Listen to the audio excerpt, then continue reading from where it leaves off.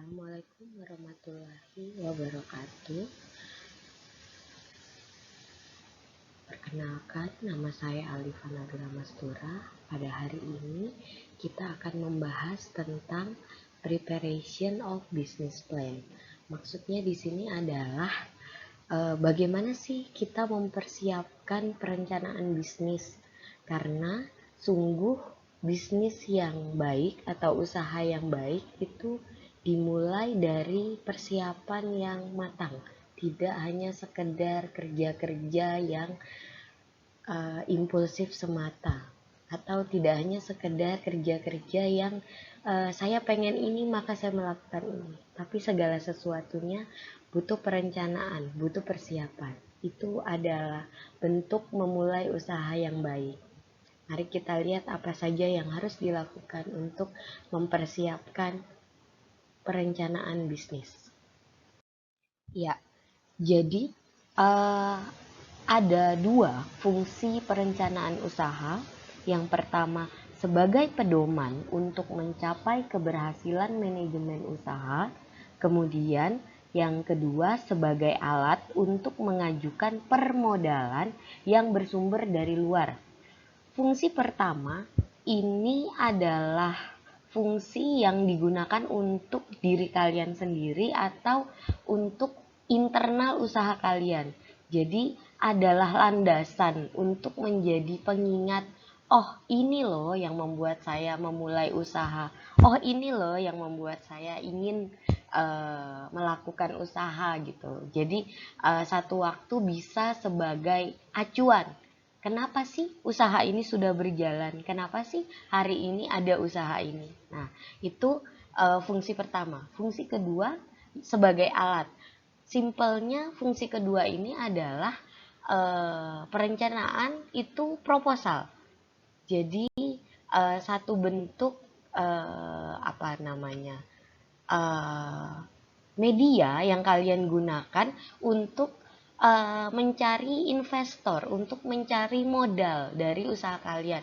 Terlepas nanti media ini, alat ini atau proposal ini itu kalian gunakan untuk orang luar, atau misalkan untuk orang tua kalian atau teman-teman kalian atau siapapun. Jadi fungsinya perencanaan bisnis ini adalah ini simpelnya kalau orang-orang organisasi itu ya, kalau kalian terbiasa di BEM atau di LSO mengadakan acara proposal kegiatan. Nah, proposal pendanaan gitu. Kira-kira gitu. Itu fungsi keduanya. Pertama-tama yang harus kita pahami sebelum membuat satu bentuk perencanaan usaha adalah, saat ini saya melakukan usaha atau ingin membuat sebuah usaha itu sebagai seorang siapa, atau siapa sih saya dalam proses usaha atau bisnis yang saya lakukan. Apakah saya adalah seorang mahasiswa yang sedang belajar bisnis? Apakah saya seorang mahasiswa sekaligus pebisnis? Ataukah saya seorang pebisnis? Nah, kalau melihat konteks kalian, itu pastinya kalian adalah mahasiswa saat ini. Nah, ketika memang kalian memulai sebuah usaha saat ini, atau memang sedang menjalankan usaha, toh posisi kalian saat ini adalah sebagai mahasiswa, artinya siapa kalian gitu? Mahasiswa yang belajar bisnis atau mahasiswa dan pebisnis secara sekaligus bersama-sama. Itu beda lagi ketika kemudian kalian membuat preparation of business plan-nya di nanti setelah lulus gitu, kalian buat rencana usaha, rencana bisnis, kalian adalah pebisnis tanpa sebagai mahasiswa. Atau titik-titik kalian isi sendiri, misal kalian adalah pebisnis yang juga mahasiswa, atau mungkin hal yang lainnya yang kalian bisa memikirkan sendiri itu kalian sebagai apa. Pertama-tama memang sebelum membuat perencanaan tentang satu bentuk usaha, kita harus melihat dulu, ini saya sebagai apa, saya ini siapa, itu dulu. Jadi, em, untuk memulai persiapan bisnis plan atau perencanaan usaha, kita punya 9 poin yang harus diperhatikan. Poin pertama adalah memilih bidang usaha. Uh, ada 3 yang harus diperhatikan dalam proses memilih usaha apa sih yang mau kalian lakukan. Yang pertama adalah bidang usaha tersebut ada pasarnya. Jadi ada pasarnya di sini maksudnya siapa sih yang mau jadi konsumennya itu. Kemudian bidang usaha tersebut kita senangi. Nah, itu poin yang sebenarnya sangat kadang-kadang kontradiktif atau berlawanan dengan poin pertama. Misalkan nih, saya suka barang-barang vintage atau barang-barang jadul gitu. Tapi pasarnya siapa gitu? Emang ada yang suka itu selain saya? Nah, itu jadi agak kontradiktif. Kadang-kadang juga itu nggak kontradiktif banget gitu. Pasarnya ada, konsumennya ada. Mungkin kita orang yang tergabung dalam grup K-pop misalkan ya, fans K-pop gitu. Terus kemudian saya suka itu gitu. Kemudian banyak orang membutuhkan gitu merchandise untuk K-pop misal. Nah, itu kan pasarnya ada, ternyata kita menyenanginya juga gitu. Poin menyenangi ini sangat subjektif gitu, sangat internal bagi seorang pebisnis. Tapi poin ini akan membuat kita merasa kita berwirausaha itu bukan karena sebuah keterpaksaan. Kemudian poin ketiga adalah bidang usaha tersebut kita memiliki keahlian atau sumber daya manusia yang ahli di sekitar tempat usaha. Artinya gini, ada pasarnya, ada konsumennya, ada yang mau beli. Kemudian kita suka dengan itu. Tapi kemudian kita nggak punya keahlian di sana gitu. Atau minimal kalau kita nggak punya keahlian di sana, kita punya sumber daya manusia, kita punya orang lain, kita kenal orang lain atau bisa mempekerjakan orang lain untuk memulai usaha tersebut. Misalkan contoh yang K-pop tadi itu, kita tahu siapa aja sih fans-fans K-pop yang memang membutuhkan merchandise gitu. Terus kita suka juga dengan K-pop sehingga mengumpulkan merchandise-nya itu entah itu misalkan kipas dengan gambar artis idola, poster, terus itu notebook dan lain sebagainya, itu pulpen, kita suka gitu. Nah, ada pasar, kita menyenangi. Tapi kemudian bagaimana cara membuatnya atau menghadirkan merchandise ini tuh kita nggak punya keahlian gitu, kita nggak tahu caranya gitu. Nggak apa-apa kalau kita nggak tahu, tapi kita punya sumber daya lain, kita punya orang lain yang bisa melakukan itu atau aplikasi atau alat gitu. Sebenarnya nggak mesti manusia. Itu atau misalkan kita mau itu seperti misalkan kita mau melakukan konseling gitu, tapi kita nggak tahu gimana caranya jadi konselor, kita nggak punya keahlian sebagai konselor. Nah, itu kira-kira untuk poin ketiga. Dan ketiga hal ini itu perlu diperhatikan ketika kita memilih bidang usaha mana yang mau kita geluti. Apakah kita menjual barang atau kita menjual jasa? Saya kira secara garis besar kan cuma dibagi dua ya. Usaha itu ya usaha barang, jual barang atau jual jasa. Nah, itu. Untuk memilih barang atau jasa ini kita perlu memperhatikan 3 hal ini gitu. Ada pasarnya, kita senangi, dan ada keahlian untuk melakukan itu. Tahu caranya. Jadi, kalaupun bukan kita yang bisa, setidaknya kita punya atau kita kenal orang yang bersedia mengerjakan itu untuk kita. Kira-kira begitu. Ya, masih melanjutkan slide sebelumnya terkait memilih bidang usaha. Ada 5 hal yang perlu menjadi catatan kalian. Yang perlu kalian ingat adalah, pertama, setiap kerumunan adalah pasar. Jadi ketika ada banyak kelompok orang gitu, kerumunan, itu bisa menjadi pasar. Misal demonstrasi terakhir yang dilakukan sebelum ini, pandemi di depan kantor DPRD Kota Malang, itu kan banyak banget tuh orang berkumpul pendemo gitu. Kalau jualan minuman di situ kan untung ya gitu. Nah, itu setiap kerumunan adalah pasar. Kayak tadi saya bilang komunitas K-pop gitu. Ada orang-orang yang berkumpul dan mengakui diri sebagai fans salah satu artis gitu. Atau sekelompok artis. Nah, itu kan ada beberapa orang berkumpul tergabung dalam komunitas. Setiap kerumunan adalah pasar. Poin kedua, masalah orang lain adalah peluang bisnis kita. Jangan bayangkan ini sebagai sesuatu yang jahat gitu, tapi kalian bisa mengibaratkan ini sebagai sesuatu yang lumrah bagi seorang wirausaha gitu, wirausahawan. Dia tidak akan memikirkan, mungkin agak kontradiktif ya dengan sudut pandang psikologi yang empati itu nomor 1, kita harus peka dan bla bla bla. Tapi bagi seorang wirausahawan, masalah orang lain itu peluang bisnis gitu. Jahat tapi logis. Nah, misal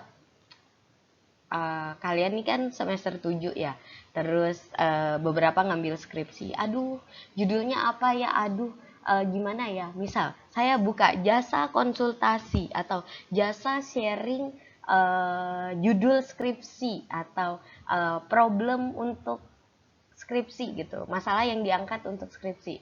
Nah, kalau saya buka jasa seperti itu kan itu peluang bisnis. Kalian punya masalah tentang skripsi, saya menjadikan itu peluang bisnis gitu.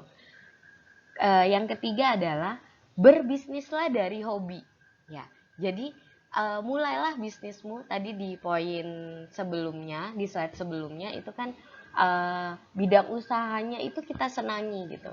Ketika kita memulai sesuatu dari hal yang kita senangi, percaya atau tidak, segala sesuatu yang adalah hobi kita, itu kita sukai pasti, kemudian kita interest, banyak hal tentang itu yang kita tidak tahu jadi tahu karena kita semangat mencarinya. Nah, jadikan usaha kalian itu sesuatu yang kalian semangat untuk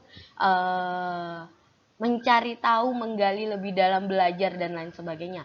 Berbisnislah dari hobi. Kemudian ingatlah potensi lokal. Potensi lokal. Ini hal sederhana, hal yang kadang tak terlihat tapi ini menunjang. Misal, potensi lokal itu gini, Malang itu secara geografis maksud saya, itu ada di daerah yang termasuk dataran tinggi, terutama Batu gitu. Nah, kemudian kalian kalau mau jualan jaket gitu atau baju dengan kain berbahan tebal itu menguntungkan gitu. Potensi lokal, atau misalkan ya kalau kalian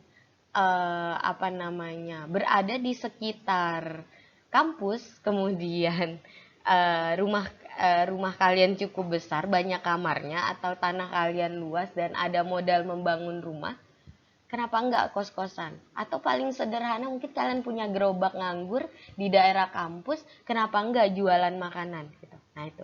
Ingat potensi lokal. Ini ada apa sih di sekitar gitu. Selain kerumunan bisa jadi pasar, selain masalah orang lain itu bisa jadi peluang bisnis, ternyata ada potensi lokal. Ini ada apa di sekitar kita.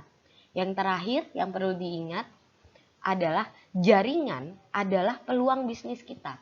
Jaringan di sini maksudnya link ya. Kita biasanya nyebut itu sebagai link. Jadi kalau kita punya link gitu, itu adalah peluang bisnis. Misal kita orang psikologi, kita mau buka jasa psikologi gitu. Nah, segala sesuatu yang berhubungan dengan Misalkan nih saya lulusan S1, saya orang psikologi, saya suka psikologi, tapi saya belum psikolog. Kalau saya buka biro jasa psikologi gitu, yang harusnya ada secara kode etik itu ACC dari psikolog atau lisensi psikolog gitu. Saya kan bukan psikolog gitu. Tapi saya punya modal dan saya lebih tertarik bisnis daripada melanjutkan S2 profesi misalkan. It's fine gitu. Kita punya teman yang lain, kita punya kakak tingkat, kita punya banyak orang yang seharusnya kita kenal sudah lulus atau sedang kuliah profesi. Gak harus kita kan gitu. Setiap jaringan, setiap link itu adalah peluang bisnis, itu yang perlu kita ingat. Jadi 5 hal ini sambil diingat untuk mempertimbangkan 3 hal yang di slide sebelumnya, yang bagaimana kita memilih bidang usaha. Yang tadi kita melihat bidang usaha itu pasarnya, apakah kita menyenanginya, dan bagaimana kemampuan kita di sana. Seperti itu. Iya, yang kedua adalah estimasi atau perkiraan. Setelah kita memilih bidang usaha, kita harus membuat perkiraan-perkiraan atau kita harus memikirkan 3 hal. Kita harus mengira-ngira, mengestimasi 3 hal. Yang pertama proyeksi. Simpelnya proyeksi ini apa ke depannya gitu. Misalkan tadi kita sudah memilih usaha merchandise, menjual merchandise K-pop gitu ya. Terus proyeksi ini apa ke depannya. Jadi emang buat apa sih itu merchandise gitu. Oke lah ada pasarnya tadi, oke lah kita suka, oke lah kita sudah punya tempat untuk memproduksi merchandise itu. Tapi kan udah ada sebelumnya merchandise K-pop gitu. Terus apa yang membuat ini berbeda? Apa yang kira-kira mau dibuat bagaimana ke depannya, proses penjualannya, atau apakah kita langsung bagaimana ya, hal-hal yang kita mau apa nih ke depannya gitu. Itu proyeksi. Terus kemudian prediksi, kita memperkirakan dengan apa yang mau kita lakukan ke depannya, apa yang kita proyeksikan ini, kita memprediksi, kita mengira-ngira berhasil apa enggak ya. Kira-kira kalau berhasil berapa persen? Berapa persen ini untuk bisa balik modal butuh waktu berapa lama? Untuk pemasukan tiap bulannya bagaimana? Kalau misalkan ada yang kita pekerjakan, itu kita harus menggaji berapa? Kalau misalkan ada biaya produksi, itu mau bagaimana? Itu harus kita prediksikan. Kemudian yang ketiga, intuisi. Nah, ini yang kadang hal-hal yang kadang untuk melakukan segala sesuatu, kita itu tidak hanya memerlukan minat atau kita suka hal itu, tapi kita juga memerlukan bakat, bahwa kita punya keahlian untuk itu. Jadi semacam kalau misalkan, mohon maaf nih ya, semoga nggak ada yang tersinggung, intuisi. Katanya orang Cina itu jago berdagang gitu. Apa iya apa enggak gitu. Katanya orang Padang itu jago berdagang. Apa iya apa enggak gitu. Jadi kadang ada orang-orang yang aku tuh emang punya jiwa bisnis gitu. Nah yang gitu, intuisi itu kira-kira gitu. Karena kita punya feeling bahwa kalau saya bisnisnya merchandise K-pop gitu, ini bakalan bagus gitu, bakalan lancar, bakalan sukses. Atau kalau saya buka biro psikologi di tempat saya tinggal gitu, saya bakalan ini sukses, bakalan terkenal dan lain sebagainya. Itu intuisi gitu. Jadi kadang sih nggak semua orang jago ya untuk intuisi, atau bisa jadi misal saya bagus banget dalam intuisi tentang selama kuliah gitu, tapi misalkan dihadapkan sama perbisnisan atau wirausaha gitu, saya intuisinya nggak kepake, misalkan kayak gitu. Itu bisa aja tuh. Yang pasti kita harus memperkirakan 3 hal ini: proyeksi, prediksi, dan intuisi gitu. Kadang kalau memang kita sendiri nggak bisa, mungkin ada orang yang kita percaya yang bisa menjadi teman sharing. Jadi poin pertama, kedua, bahkan sampai terakhir nanti, poin 9 itu nggak mesti kau lakukan sendiri, tapi kau bisa melakukan itu bersama orang yang mungkin dipercaya dan lain sebagainya, seperti itu. Nah, hal berikutnya yang harus dilakukan adalah studi kelayakan gitu. Ini adalah hal penting lainnya yang kadang sering dilewati, step yang sering dilewati oleh orang-orang yang ingin memulai bisnis yang dianggap aduh ini terlalu ekonomi banget lah gitu. Mungkin agak membantu bagi teman-teman yang pernah membuat PKMK. Di PKMK kan kewirausahaan ya. Di PKMK itu kan ada poin yang kita harus melakukan studi kelayakan. Karena dalam prinsip ekonomi itu diperlukan sekali ketika kita mau memulai satu bisnis atau usaha gitu. Kita harus mempelajari dulu, layak nggak sih ini untuk kita untuk melakukan usaha ini. Simpelnya gitu, itu studi kelayakan. Uh, ada 2 poin gitu dalam studi kelayakan yang harus diperhatikan. Yang pertama itu, studi kelayakan merupakan konsep untuk menentukan apakah suatu usaha layak atau tidak. Tadi sudah saya jelaskan. Kemudian poin kedua, banyak usaha gagal karena tidak membuat studi kelayakan. Ini hal yang dianggap ini terlalu teoritis, tapi dengan melakukan studi kelayakan ada 4 manfaat yang bisa kita dapat. Saya kok kayak jualan studi kelayakan ya. Oke, 4 manfaat ini yang pertama, sebagai pembanding antara rencana dan pelaksanaan. Artinya studi kelayakan ini kalau dalam proses penyusunan alat ukur psikologi itu kayak bahasanya kayak tryout gitu. Jadi kita mencoba alat ukur ini bisa nggak ya dipakai buat ngukur ini, itu kalau di konteks psikologi. Kalau dalam uh, proses wirausaha, studi kelayakan ini bisa jadi pembanding gitu. Kita ini udah punya plan, tadi kita sudah punya estimasi gitu. Kita memproyeksikan nanti nih ke depannya gimana, kita memprediksi untuk balik modal dan lain sebagainya gitu. Dengan intuisi yang aduh feeling gua berhasil nih gitu. Tapi apakah semua rencana itu gitu akan sesuai dengan pelaksanaan? Kita bisa lihat kondisi pasar yang ada, misalkan tanya-tanya ke tadi kalau merchandise K-pop ya, misalkan aku jualan ini pulpen-pulpen kayak gini nih gitu, kira-kira ada yang mau beli nggak ya? Atau misalkan lu butuh apa sih untuk merchandise atau yes gitulah.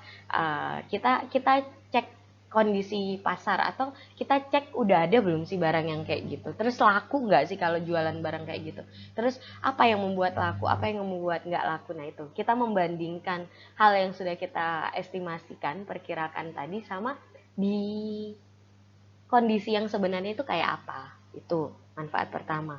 Manfaat kedua, eh, bahan informasi atau company profile. Jadi situasi yang ada di sekitar kita atau yang terkait dengan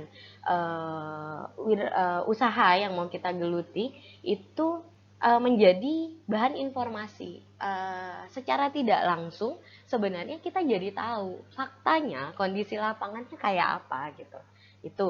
Terus yang manfaat ketiga adalah pelengkap pengajuan kredit kerjasama. Nah, ini juga berkaitan ya tadi sebelumnya sebagai bahan informasi. Kalau konteks company profile kan dia dalam bentuk apa namanya, proposal proposal hard file atau soft file misalkan, atau dalam bentuk PPT presentasi gitu.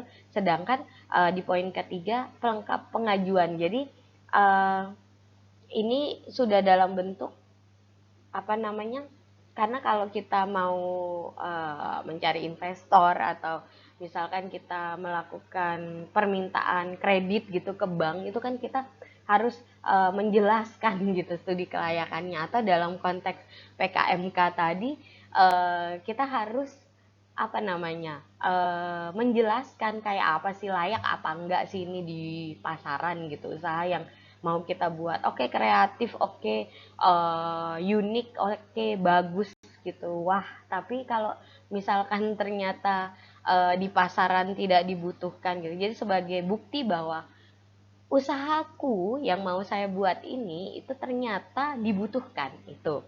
Terus yang terakhir, manfaat terakhir, pelengkap pengajuan izin usaha. Nah, ternyata kan kalau dalam konteks usaha yang sebenarnya gitu kita mau berkembang kan apa ya? Kita harus punya, kalau secara hukum ya, undang-undang kan kita harus punya izin usaha. Salah salah satu syarat untuk mengajukan izin usaha itu adalah usaha yang mau kita buat ini sudah punya studi kelayakan gitu. Jadi bukan bukan sekedar aku pengen dan aku sudah buat proposal nih, aku sudah bikin perkiraan, ya udah aku ajuin gitu. Tapi kita harus studi kelayakan. Kita harus tahu faktanya di lapangan gitu. Apakah ini worth it atau enggak itu. Jadi memang studi kelayakan ini adalah salah satu hal yang harus diperhatikan seperti itu. Ya, tadi itu sudah sempat disinggung di slide sebelumnya, saya lupa slide berapa itu, bahwa kita harus memperhatikan uh, kondisi lokal gitu. Jadi secara spesifik kondisi lokal yang dimaksud sudah saya singgung juga sebenarnya sebelumnya, ada 3 bagian gitu. Yang pertama adalah sumber daya manusia gitu.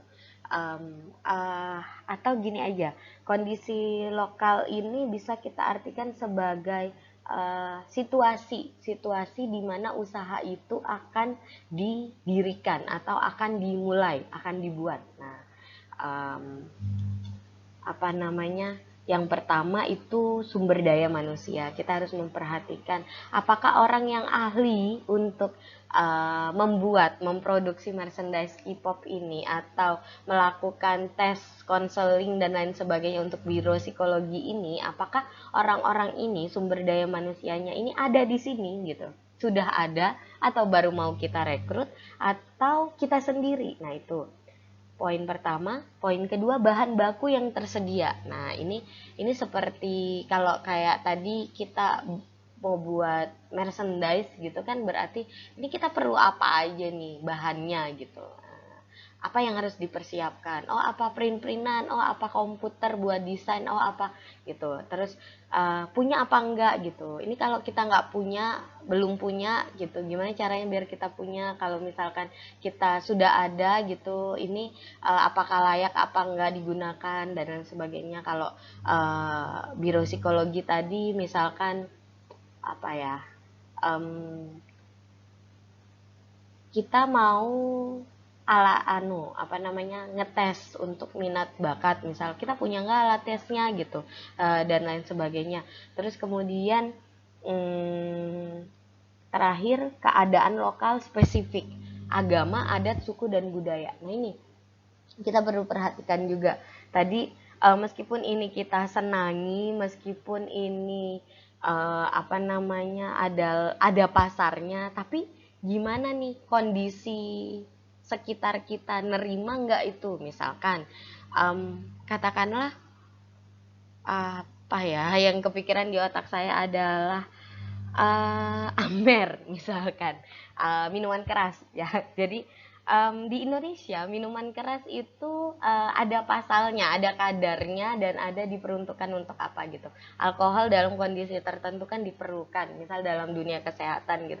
Tapi kalau alkohol ini digunakan sebagai minuman keras yang diproduksi untuk apa namanya, mabuk-mabukan gitu, itu kan hal yang ada catatannya tuh. Kalau secara undang-undang ya bolehlah dengan usia seberapa dan dijual oleh apa namanya, tempat-tempat tertentu dengan catatan bla bla bla gitu. Itu secara hukum. Terus kemudian agama gimana gitu, adat lingkungan di sekitar gitu, budaya mengizinkan apa enggak. Nah, itu perlu diperhatikan juga yang seperti itu. Jadi kondisi lokal di sini ada sumber daya manusianya, bahan bakunya, kemudian keadaan lokal. Nah, itu. Nah, setelah hal-hal 4 poin-poin keren di atas itu, sebenarnya poin berikutnya adalah kapan sih kita mau mulai gitu. Dalam merencanakan kapan akan dimulai suatu usaha, harus diperhitungkan aspek pasar. Jadi ya usaha yang benar adalah usaha yang nggak cuma direncanakan aja, tapi usaha itu dimulai dilakukan gitu. Jadi actionnya nih mau kapan gitu. Jadi dalam tahap kita membuat perencanaan itu kita harus menetapkan dengan jelas, bukan estimasi waktu adalah fleksibel atau estimasi waktu adalah kapan-kapan begitu. Tidak seperti itu, tapi kapan sih kita mau mulai. Misal kita mempersiapkan sumber daya, mempersiapkan bahan, tempat, bla bla bla dan lain sebagainya, mencari investor, kita memperkirakan bahwa 2 bulan ke depan gitu, ini harus sudah dimulai. Nah, ini. Jadi poin ini penting gitu. Dan kita juga harus memperhatikan atau memperhitungkan, memperkirakan kondisi pasar. Kalau misalkan kayak merchandise tadi itu kita, misalkan aduh saya nggak terlalu kenal artis K-pop, katakanlah misalkan satu band gitu, Blackpink misalkan gitu kan ya, kita mau jual merchandise nih buat Blackpink, Blackpink itu bulan depan itu bakal ngeluarin album baru gitu. Nah ini kita harus memperhitungkan, pasti seneng dong ya, album baru keluar gitu, itu ada banyak hal yang terjadi gitu. Bisa jadi ada fans baru tambahan gitu, lagunya bagus, ada hater baru tambahan gitu, atau ada banyak hal gitu. Tapi ada poin sebelumnya yang perlu kita ingat, masalah orang lain itu bisa menjadi pasar buat kita gitu. Jadi kita harus memperhatikan. Biasanya kalau momen-momen musim-musim baru album keluar itu tuh bakalan rame banget orang bicara tentang Blackpink. Mungkin albumnya trending topik mungkin di YouTube dan lain sebagainya. Itu kenapa enggak kita launching merchandise K-pop kita pas itu, untuk kita ngadain promo misalkan untuk merchandise Blackpink gitu dan lain sebagainya. Nah, itu perlu dipertimbangkan. Nah, hal lainnya yang perlu diperhatikan juga adalah membuat kebijakan. Gitu. Perlu kita ketahui, membangun usaha, merencanakan usaha itu usaha loh, bukan hanya sekedar mimpi pribadi untuk melakukan sesuatu ke depannya. Ini tidak hanya sekedar bicara saya seorang diri, tapi kita membicarakan satu bentuk hal besar yang dilakukan yang itu berhubungan dengan orang lain. Minimal kalau usaha itu sumber dayanya adalah kita yang mengerjakan, kita yang menjual kita dan lain sebagainya, tapi kita punya konsumen, kita punya orang lain. Minimal itu yang kita punya. Belum lagi kalau kita punya karyawan dan lain sebagainya, itu kita perlu pertimbangkan. Yang pasti usaha itu bukan hal pribadi gitu. Ini yang perlu kita garis bawahi, sehingga membuat kebijakan itu penting gitu. Ini sebagai rule of the game gitu, aturan dalam permainan. Nah, ada 3 poin untuk membuat kebijakan. Yang pertama, jenis usaha yang akan dikerjakan dan modal yang akan digunakan. Jadi kita mau ngerjain usaha apa ini? Jasa atau barang gitu. Terus atau misal kita mau jual jasa, jasanya jasa kayak gimana? Jasa di bidang pendidikan, atau tadi biro psikologi itu di bidang konsultasi, atau misal di bidang kesehatan gitu, atau apa itu. Modal yang akan digunakan, kita mau modalnya dari mana? Pure dari kita pribadi, atau pure dari orang tua kita, atau misalkan ini adalah menggunakan investor, atau ini join sharing sama teman dan lain sebagainya gitu. Kalau join terus bagi hasilnya gimana dan lain-lain, itu perlu dipertimbangkan. Dan pertimbangan ini bedanya sama estimasi tadi, di membuat kebijakan ini kita bikin rule of the game-nya, jadi aturannya gitu. Misalkan tadi ya, kalau terkait modalnya itu kita sharing sama teman 50-50 atau 60-40 atau 70-30 gitu. Nah, ini kayak apa spesifiknya. Jadi kita harus buat kebijakannya, aturannya yang pastinya itu disepakati oleh siapapun yang terlibat di dalam usaha tersebut. Nah, kemudian poin kedua, orang atau lembaga yang akan diajak kerjasama.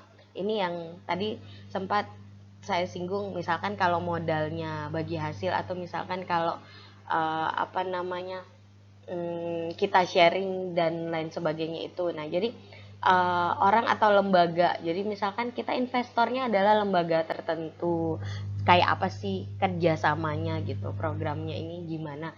Terus kalau misalkan kita menggunakan bukan jelek bahasanya kalau menggunakan, kalau misalkan kita mempekerjakan karyawan gitu, kita mempekerjakan karyawan, mau dibagaimanakan aturannya karyawan ini, apakah part time gitu 4 jam per hari, ataukah apa namanya 8 jam kerja full time, apa bagaimana begitu. Itu perlu dibuat aturannya gitu. Terus asuransi mana yang akan dipakai. Nah, ini juga penting ya dalam usaha. Walaupun kesannya asuransi ini kita kok harus bayar banyak gitu. Tapi ya itu prinsip hidup, tidak ada makan siang yang gratis, dan ada harga, ada kualitas. Jadi misalkan ketika kita membutuhkan karyawan dalam pekerjaan kita, akan lebih safety bagi karyawan kita untuk bekerja, lebih merasa aman ketika kalau misalkan ada kondisi-kondisi kecelakaan dalam kerja, itu biaya berobat itu ditanggung oleh perusahaan, itu akan membantu dan lain sebagainya. Ini yang perlu kita pertimbangkan, apakah kita memberikan asuransi kesehatan untuk semua karyawan kita misalkan, atau kalau ini misalkan usaha kecil, apakah misal kita menyisihkan setiap pemasukan yang kita dapatkan itu untuk alokasi biaya tidak terduga atau biaya kesehatan. Misalkan kita kerja sendiri, ya minimal untuk diri kita sendiri, karena kita nggak pernah tahu ada kecelakaan kerja. Katakanlah misalkan kalau itu tadi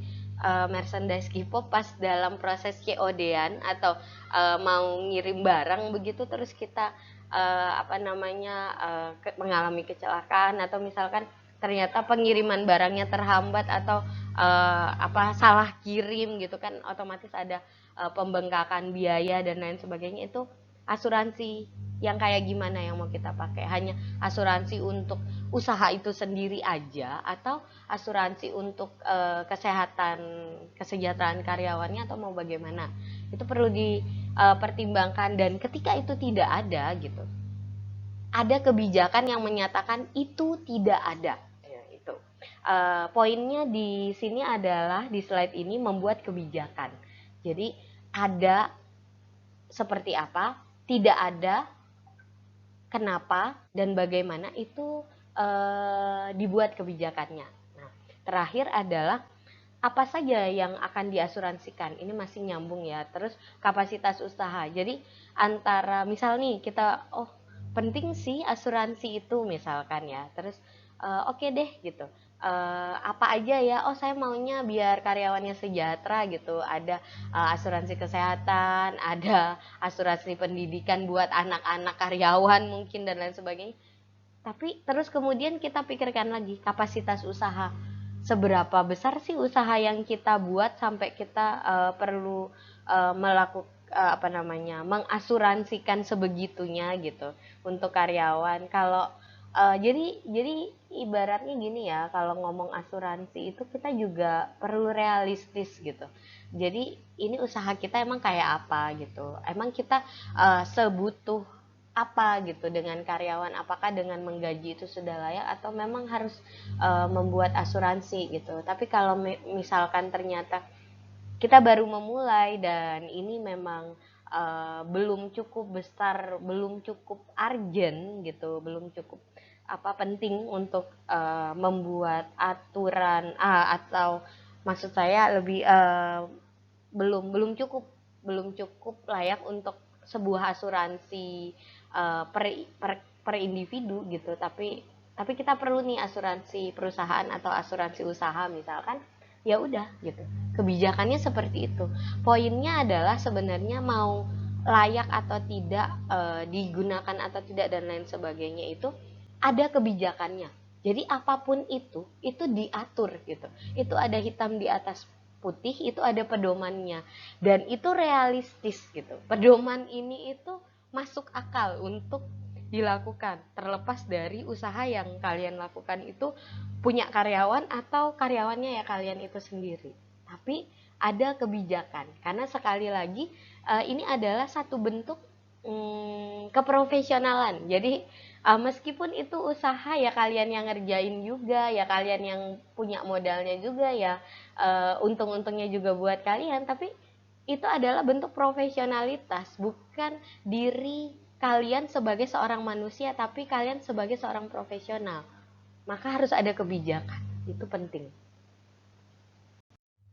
Ya, berikutnya adalah rencana pemasaran. Rencana pemasaran pertama memperkirakan penjualan. Nah, jadi tadi di poin estimasi itu sebenarnya kita, salah satunya kan kita juga harus mempertimbangkan bagian ini ya. Apa namanya? Kalau kita memproduksi merchandise dalam sebulan itu 30, misalkan katakanlah 30 produk misal, terus apakah 30-nya itu langsung dijual, ini bakalan langsung habis atau bagaimana dan lain sebagainya gitu. Jadi memperkirakan penjualan, terus itu mengukur kondisi pasar. Jadi perkiraan penjualan ini yang tadi ya kaitannya benar kita estimasi, tapi kita perlu studi kelayakan juga. Faktanya kalau orang dengan usaha kayak gitu tuh ya apa sih gitu. Dengan kekuatan kita, kondisi lokal yang ada, kira-kira kita juga bisa nggak seperti tempat yang kita studi kelayakan, atau kita mungkin di bawahnya atau kita di atasnya gitu. Nah, itu. Kemudian memilih teknik menjual. Nah, ini berkaitan dengan setelah kita memperkirakan dan mengukur kondisi pasar, dari situ kan kita bisa menganalisa dan melakukan proyeksi gitu. Terus kita harus menjual dengan cara bagaimana gitu. Biar perkiraan penjualan yang sebelumnya rendah itu jadi tinggi, biar kondisi pasar yang sebelumnya itu kurang baik menjadi baik gitu. Terus membuat rencana penjualan. Nah, dari situ kan kita akan membuat menyusun strategi atau mau bagaimana nih gitu. Jadi apa gitu yang harus dilakukan. Jadi kita sudah memilih tekniknya gitu, entah secara teoritis atau berdasarkan pengalaman orang lain atau sebelumnya dari usaha kita yang kok belum beruntung kita lakukan. Nah, yes, intinya setelah ada teknik gitu, kemudian kita membuat perencanaan strategi. Jadi step-stepnya ya apa. Terus menentukan harga ini juga perlu, jadi berdasarkan estimasi dan studi kelayakan tadi gitu. Dengan kondisi barang, dengan situasi, dengan pasar gitu, dan teknik penjualan kita dan kualitas bahan baku gitu. Terus mau dijual berapa ini gitu. Terus bagaimana mendistribusikannya dan bagaimana mempromosikannya. Nah, itu adalah bagian yang perlu dipertimbangkan. Jadi proses pemasarannya nih gimana sih poinnya. Rencana pemasaran itu adalah kita membuat tahap-tahap pemasaran. Proses pemasaran seperti apa kita rencanakan. Dan ini sudah tidak sekedar hanya karena estimasi aja, perkiraan kita atau perencanaan aja, juga tidak hanya sekedar karena studi kelayakan yang kita lakukan, tapi berdasarkan pertimbangan antara apa yang sudah kita perkirakan dan apa yang sudah faktanya gitu, sudah dilakukan studi kelayakan seperti itu. Ya, selain rencana pemasaran, yang perlu diperhatikan lainnya juga adalah rencana produksi. Jadi rencana produksi ini ada beberapa poin. Yang pertama itu perkiraan penjualan dapat ditentukan macam dan jumlah barang yang perlu diproduksi. Tadi ya, kalau misal kayak merchandise gitu, terutama kalau kita wirausahanya adalah barang gitu kan, kita harus memperkirakan nih, kalau misalkan kita mau jualnya per bulan itu 30 barang gitu, terus 30 merchandise mau dijual, berarti apa aja nih apa namanya yang bahan baku yang perlu kita gunakan gitu, persiapan produksi yang kita perlukan, itu kita perlu mengestimasikannya. Terus kemudian produksi berdasarkan pesanan gitu, atau produksi berdasarkan perkiraan gitu. Ini adalah salah satu bentuk tergantung barangnya, tergantung bagaimana pemasaran kita sama jadi ini masih berkaitan ya. Kita merencanakan pemasarannya adalah apa open order gitu, PO, pre-order kok. Kita pre-order gitu. Jadi kita mau buat barang kalau misalkan by request, misal yang pesan untuk gantungan kunci itu 10 orang gitu. Oke, kita produksi 10 nanti. Nah, kalau kita mau melakukan teknik pemasaran yang pre-order gitu, berarti kan produksi berdasarkan pesanan gitu. Jadi bahan baku atau barang-barang produksi ini disiapkan setelah kita melakukan pemasaran. Tapi kalau misalkan kita jualan itu adalah kayak misalkan di Indomaret, kok saya sebut merek, misalkan barang-barang retail gitu, itu kan berarti produksi berdasarkan perkiraan gitu. Jadi misal kita mau jualan keripik gitu yang kita titipkan di warung-warung gitu. Nah itu, atau di di warung-warung. Jadi artinya kan kita itu memperkirakan, kita memproduksi keripik itu berdasarkan perkiraan. Itu yang perlu dipertimbangkan. Rencana produksinya, kita produksinya by order atau berdasarkan perkiraan. Kemudian lebih murah memproduksi dalam jumlah banyak atau bagaimana gitu. Nah ini tergantung barangnya juga sih ini, atau tergantung usaha yang kita lakukan gitu. Nah kalau misalkan tadi merchandise itu kadang kan kayak misalkan print foto, atau kan kalau merchandise itu kan ada ini ya, misal gambar artis K-popnya atau gimana nih misalkan. Nah itu kalau misalkan kita print dengan ukuran gambar yang segini, itu dalam satu kertas A4 itu jadinya misalkan katakanlah 4 gambar gitu, berarti itu bisa jadi 4 gantungan kunci. Nah daripada kita, walaupun misal teknik kita adalah produksi berdasarkan pesanan, yang pesan cuma 1 atau misal yang pesan 5, berarti kita harus ngeprint 2 lembar kertas A4 yang ya udahlah, daripada 2 lembar kertas A4 terus 3/4 bagian kertasnya nggak kepakai, akhirnya kita ngeprintnya 8 gambar gitu, jadinya 8 gantungan kunci misalkan. Nah itu lebih mudah memproduksi dalam jumlah banyak. Terus pembelian mesin atau peralatan baru harus dipikir matang. Jadi misalkan tadi ya terkait merchandise, kita sudah punya laptop. Nah tapi kan ini wirausaha gitu, laptop kan dipakai buat ngerjain tugas kuliah misalkan. Tapi worth it nggak sih laptopnya dipakai untuk 2 hal itu sekaligus? Perlu nggak sih kita beli laptop baru yang dikhususkan untuk membuat desain merchandise-nya misalkan gitu?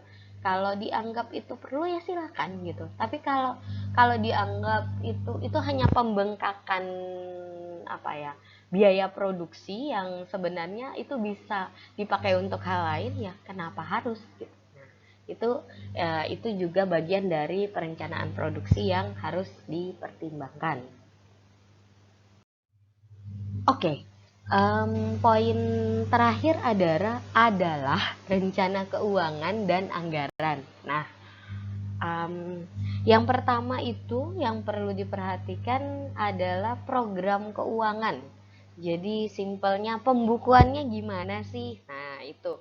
Jadi kalian perlu membuat satu bentuk pembukuan atau misal punya buku pelaporan tersendiri gitu untuk terkait usaha ini.